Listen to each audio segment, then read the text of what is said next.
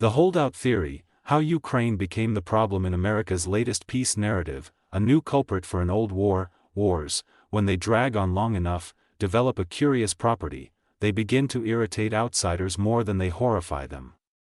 By the fourth year, the outrage dulls, the moral arithmetic blurs, and impatience replaces indignation.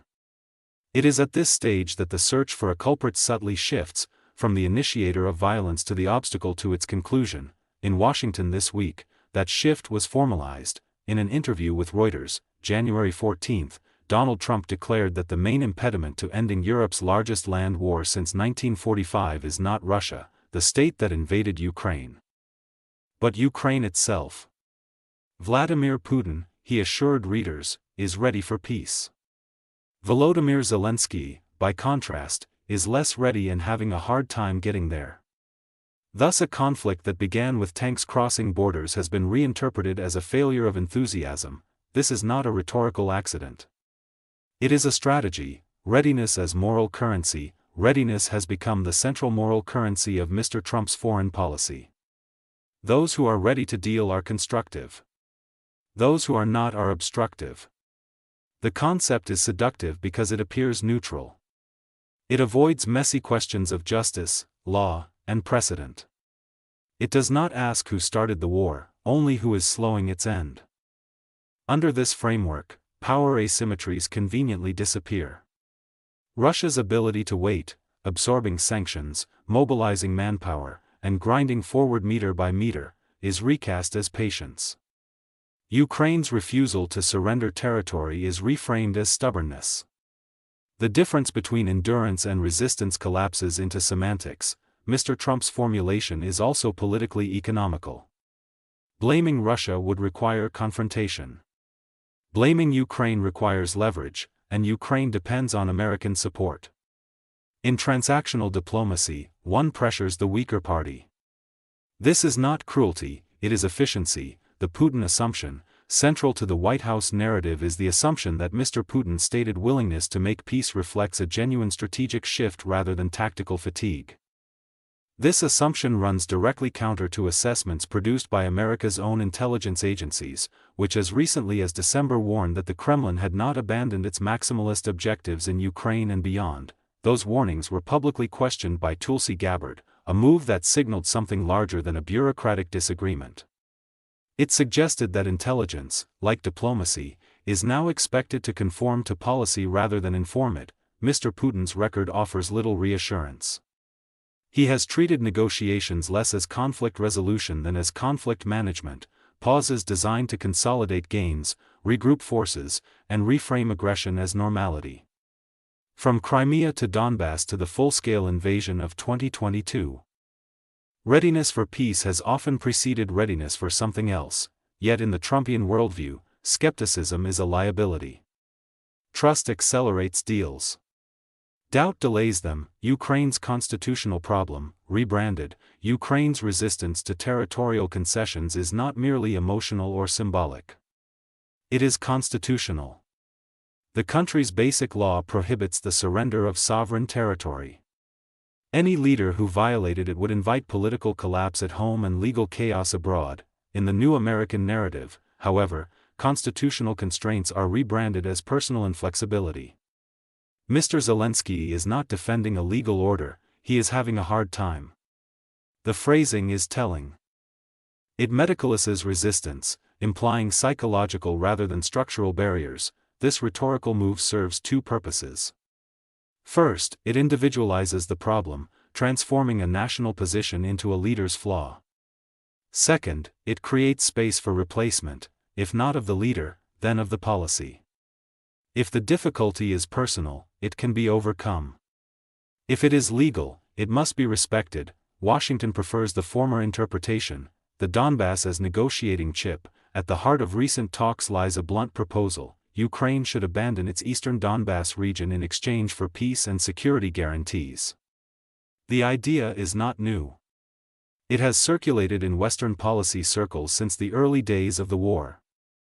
Usually prefaced with caveats about realism and fatigue, what has changed is the confidence with which it is now presented. From a distance, the Donbass appears negotiable, a scarred industrial zone, partially occupied, economically damaged. From Kiev, it represents precedent.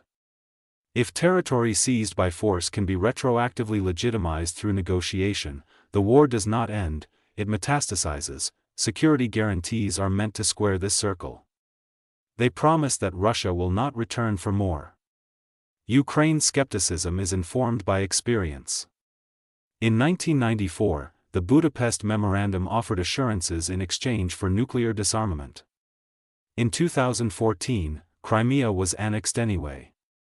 In 2022, the rest of the country followed. Trust, in Eastern Europe, is a scarce resource. Europe's inconvenient realism. European allies have reacted to Mr. Trump's remarks with restrained alarm.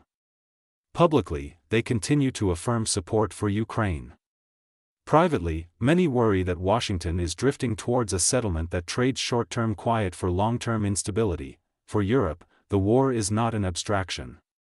It is happening next door. Refugees, energy shocks, defense spending, and political polarization are daily realities. The idea that Russia can be placated through concessions has been tested before, by states whose maps no longer exist in their pre-war form. This explains the transatlantic dissonance. In Washington, Ukraine is a file. In Warsaw, Tallinn, and Helsinki, this is a warning. The negotiators, and the method. The current talks are led on the American side by Special Envoy Steve Witkoff and Jared Kushner. The pairing is emblematic of Mr. Trump's diplomatic style: loyalty over lineage, deal-making over doctrine. The focus is less on constructing a durable security architecture than on closing a transaction. Details can be refined later. Ambiguities can be managed. What matters is momentum, and optics. Mr. Trump's professed ignorance of reports that his envoys may soon travel to Moscow reinforces this approach. Plausible deniability preserves flexibility. If talks succeed, credit accrues upward. If they fail, responsibility diffuses outward. Davos and the performance of engagement. When asked whether he would meet Mr. Zelensky at the World Economic Forum, Mr. Trump replied, "I would, if he's there." The conditional is diplomatic minimalism. It signals openness without obligation, engagement without endorsement. Davos itself is an appropriate stage. There, crises are discussed in panels, not trenches. Ukraine risks becoming a case study in conflict resolution under constraint, rather than a country defending its existence. In such settings, impatience masquerades as pragmatism. Principles are quietly labeled luxuries.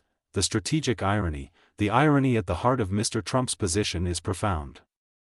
He presents himself as the great peacemaker, yet his framework rewards aggression and penalizes resistance. It encourages future aggressors to wait out their victims, confident that fatigue will eventually shift blame.